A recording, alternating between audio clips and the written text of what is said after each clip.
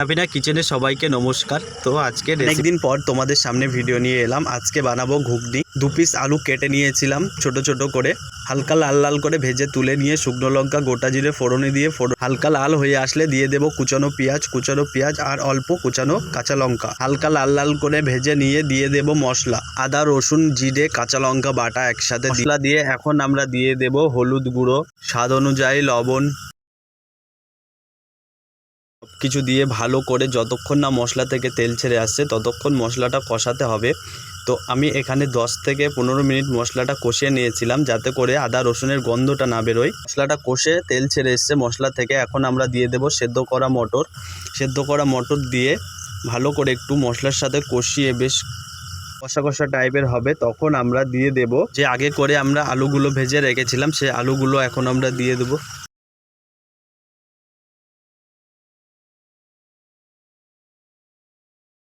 আলুগুলো দিয়ে ঠিক 5 মিনিট কষিয়ে নিয়ে এখন আমরা ওপর দিয়ে দেব চানা মশলা আর অল্প একটু কাশ্মীর লঙ্কার গুঁড়ো, যাতে করে ঘুগনির কালারটা একদম দোকানের মতো আসে। মশলাগুলো দিয়ে আবারও কিছু সময় কষিয়ে নিয়ে এখন আমরা দিয়ে দেব অল্প পরিমাণ ঘুগনি, একদম বেশ গাঢ় গাঢ় বানাবো, তার জন্য যেটুকু পরিমাণ জল লাগে সেইটুকু জল দিয়ে জলটা ফুটে আসলে আমরা নামিয়ে নেব। নামিয়ে নিয়ে দেখো কত সুন্দর একটা কালার এসছে। এখন আমরা উপর দিয়ে ছড়িয়ে দেব গরম মশলা ছড়িয়ে দিলে রেডি আমাদের রেসিপি। তো আমাদের রেসিপিটা কেমন লাগলো অবশ্যই তোমরা কমেন্টে জানিও, আর সাবস্ক্রাইব করে আমাদের পাশে থাকো নতুন নতুন রেসিপি দেখার জন্য। দেখো একদম দোকানের মতো হয়েছে কিনা।